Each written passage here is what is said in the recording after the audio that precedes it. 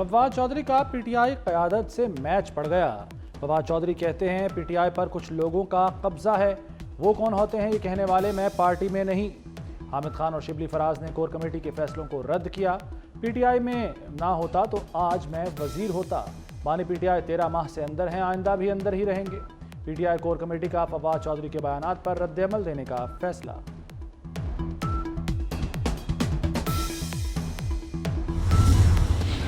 JUI ने मखसूस नशिस्तों पर नून लीग और पीपल्स पार्टी की हिमायत कर दी। वकील जेयूआई कामरान मुर्तज़ा का सुप्रीम कोर्ट में बयान। जस्टिस जमाल बंदोखेल ने कहा कि आप कह रहे हैं इलेक्शन कमीशन ने बिल्कुल ठीक काम किया। जी हां, इलेक्शन कमीशन ने ठीक काम किया है, कामरान मुर्तज़ा का जवाब।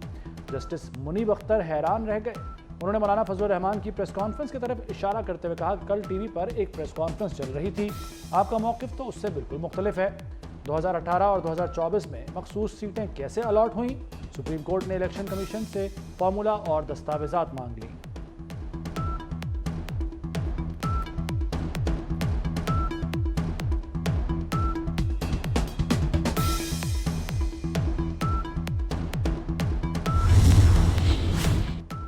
पीटीआई ने खुद इंट्रा पार्टी इंतखाबात नहीं कराए और मसाइल पैदा किए।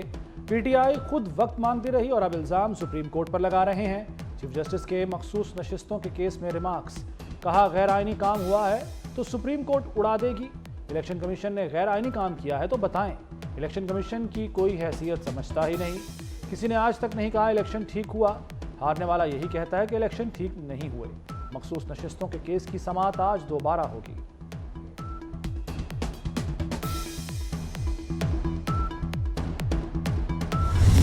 आईन का आर्टिकल 51 और आर्टिकल 106 बड़ा क्लियर है। जिस पार्टी को वोट मिले हो, आईन की रूह का तकाजा यही है कि सीटें उनको मिले। जेयूआई की इलेक्शन कमीशन की हिमायत से फर्क नहीं पड़ता। चेयरमैन पीटीआई बैरिस्टर गौहर की सुप्रीम कोर्ट के बाहर गुफ्तगू। जिस पार्टी को वोट मिले हों उसे सीटें मिलनी चाहिए। जजेस के रिमार्क से लगता है मखसूस नशिस्तें हमें मिलेंगी।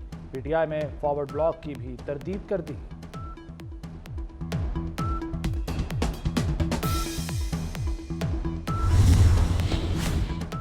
सुन्नी इत्तेहाद कौंसिल ने फहरिस्त दी, ना कोई नशिस्त जीती।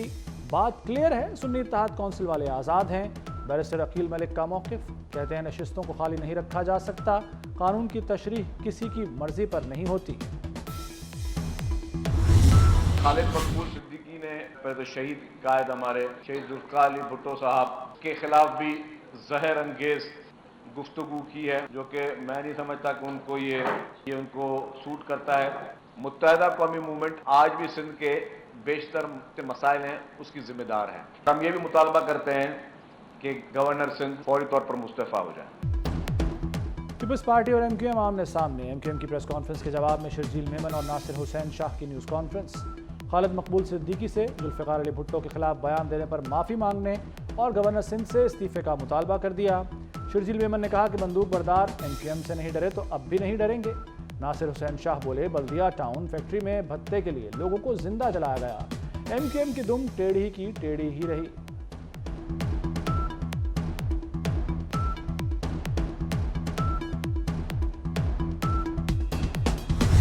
खासतौर पे जिनके साथ 50 साल से दुश्मनी की गई, नाइंसाफी की गई, हम शुक्रगुजार हैं सिंध हाई कोर्ट के।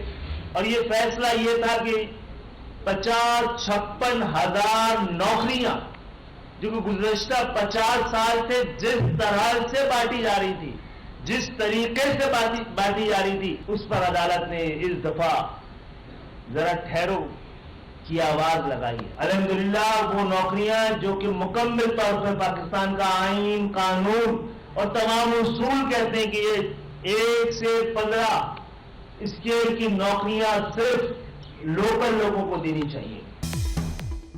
एमक्यूएम का 54,000 भर्तियां कलअदम करार देने का खैर मकदम। कन्वीनर खालिद मकबूल सिद्दीकी ने कहा कि नौकरियां बेदरेग बांटी जा रही थी।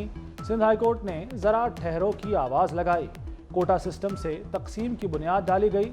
फारूक सत्तार बोले कोटा सिस्टम का नाजायज इस्तेमाल बेनकाब हो चुका। बजट पास हुआ है मुल्क, और इस बात को कहने में कोई मुश्किल नहीं है कि ये पाकिस्तान की तारीख का बदतरीन बजट है। आज एक बात बड़ी वाज़ेह है कि या मुल्क की मईशत रहेगी या ये बजट रहेगा। ये दोनों इकट्ठे नहीं चल सकते। सैलरीड क्लास, सारा बोझ सैलरीड क्लास पे डाल दिया गया। ये बजट और मईशत इकट्ठे नहीं चल सकते। अभी भी वक्त है बजट पर नजरसानी कर लें। शाहिद खाकान अब्बासी का वफाकी हुकूमत को मशवरा। कहते हैं ये पाकिस्तान की तारीख का बदतरीन बजट था। लोगों पर बोझ डालना है तो घर से इब्तिदा करें। हुकूमत ने सारा बोझ तनख्वाहदार तबके पर डाल दिया। ताकतवरों से टैक्स नहीं लिया तो ये मुल्क नहीं चलेगा। शाहिद खाकान अब्बासी साहब और दूसरे बहुत ही मोहतरम भाई मिफ्ता इस्माइल साहब कह रहे थे कि जी बातें तो की हैं, तो इस हवाले से किया क्या है। तो मैं सिर्फ उनकी इतला के लिए अर्ज है कि ना तो कोई 500 अरब रुपया डेवलपमेंट स्कीमों में कोई MNAs MPs को दिया गया है, ना इसका कोई इरादा रखा है। यानी 1500 अरब रुपए का टोटल आपका PSDP जो पब्लिक सेक्टर डेवलपमेंट प्रोग्राम है, बहुत ही मिस इन्फॉर्म्ड है। शायद किताब ठीक नहीं पढ़ी दोनों साहिबान ने। लगता है आपने बजट की किताब सही नहीं पढ़ी। वज़ीर इत्तलाअत अता तारड़ का शाहिद खाकान अब्बासी को जवाब। बोले अरकान पार्लियामेंट को 500 अरब रुपए नहीं दिए, हुकूमत जितने अखराजात कम कर सकती थी कर दिए। वज़ीर आज़म खुद भी मराहत नहीं लेते, काबीना भी तनख्वाहें और मराहत नहीं ले रही।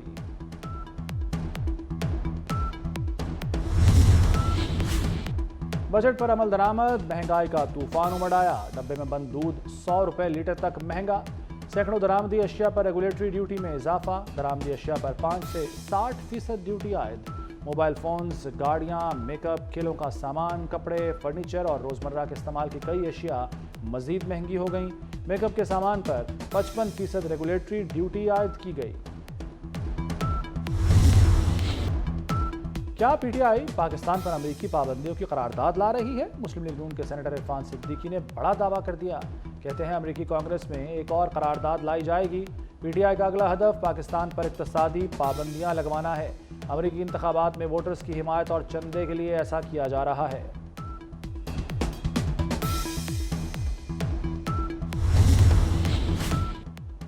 बानी PTI ने पार्टी छोड़ने वालों की वापसी रोक दी। क़यादत की रिहाई के बाद ही रहनुमाओं की वापसी का फैसला होगा। बानी PTI ने शाह महमूद कुरैशी की क़यादत में कमेटी बना दी। 7 रुकनी कमेटी रहनुमाओं की वापसी का फैसला करेगी।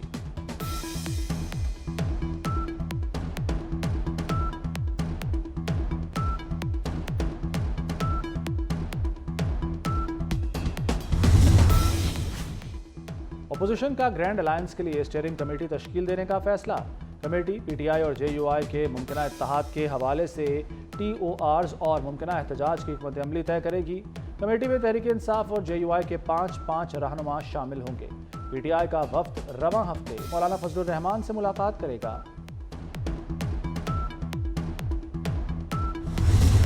12 तारीख को इंशाअल्लाह इस्लामाबाद में एक जबरदस्त अजीमुशान धरना करेंगे। ये एहतजाजी धरना बिजली के बिलों में कमी के लिए होगा, टैक्सों की कमी के लिए होगा। मराहत याफ्ता तबके को अपनी मराहत खत्म करनी होगी, बिजली के पर यूनिट वैल्यू को कम करना होगा और इन टैक्सेस के इसके निज़ाम को खत्म करना होगा। जमात इस्लामी का महंगाई और बिजली बिलों के खिलाफ धरने का ऐलान। इस्लामाबाद में धरना 12 जुलाई को होगा। अमीर जमात इस्लामी हाफिज नईमुर रहमान की प्रेस कॉन्फ्रेंस। कहा लोग बिजली बिलों पर बिलबिला रहे हैं, जेवरात और सामान बेचने पर मजबूर हो गए। महंगी बिजली और महंगे पेट्रोल के आफ्टर शॉक्स। लाहौर में 20 किलो आटे का थैला 150 रुपये महंगा हो गया। कीमत 1950 रुपये तक पहुंच गई। आटा महंगा होने से रोटी, नान और बेकरी आइटम्स महंगी होने का खदशा बढ़ गया। दूसरी जाने ब्रॉयलर गोश्त 10 रुपये महंगा 406 रुपये किलो हो गया।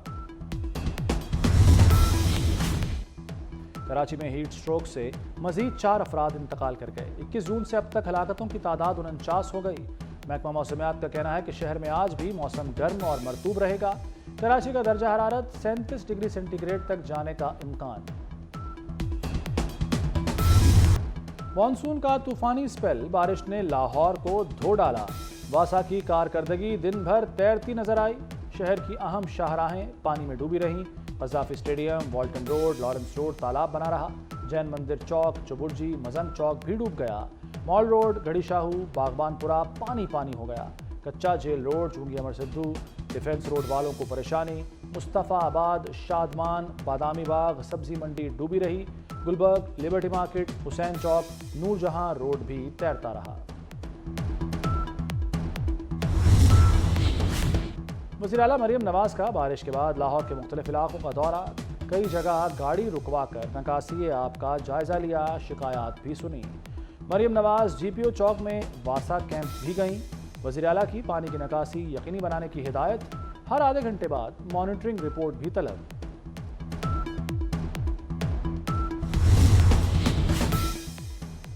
बादलों ने डेरे डाल लिए, मुल्क के मुख्तलिफ शहरों में बारिशों का सिलसिला जारी। फैसलाबाद, गुजरात, नारोवाल, टस्का, मुरीद के कसूर, पाकपतन और भावलपुर में बादल खुलकर बरसे।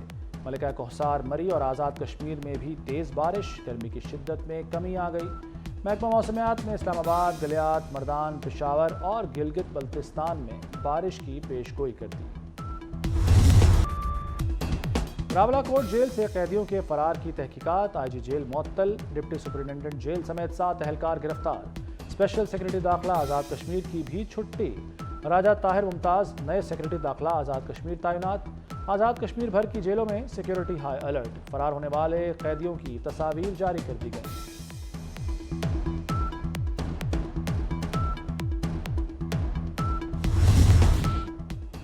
बारबाडोस में कैटेगरी 4 तूफान बेरियल की पेशगोई। तूफान चंद घंटों में साहिल से टकराएगा। वर्ल्ड कप की फातेह भारतीय टीम वेस्ट इंडीज में फंस गई। भारतीय टीम होटल के अंदर मौजूद। समुद्री तूफान के पेश नज़र एयरपोर्ट बंद कर दिया गया। बारबाडोस में कर्फ्यू जैसी सूरत हाल, किसी को शहर से बाहर निकलने की इजाजत नहीं।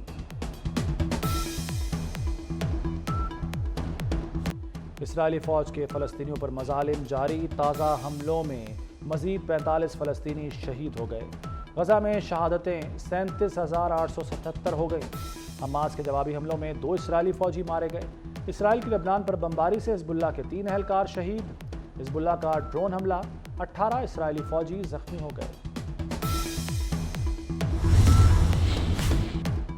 फ्रांस में कबल अज़ वक्त इंतखाबात का पहला मरहला मुकम्मल। फ्रांसीसी सदर को झटका, मैक्रोन पार्टी को शिकस्त। मैक्रोन की पार्टी 20% वोटों के साथ सबसे पीछे रह गई। दाएं बाजू की जमात 33% वोटों के साथ पहले नंबर पर। नेशनल रैली ने इलेक्शन में तारीखी कामयाबी हासिल कर ली।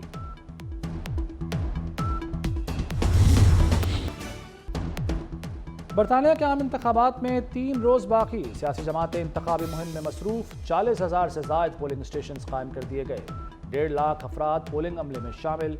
पोलिंग सुबह 7 से रात 10 बजे तक जारी रहेगी। बरतानवी इंतखाबात के हवाले से शामिल है बुलेटिन में खुसूसी कवरेज।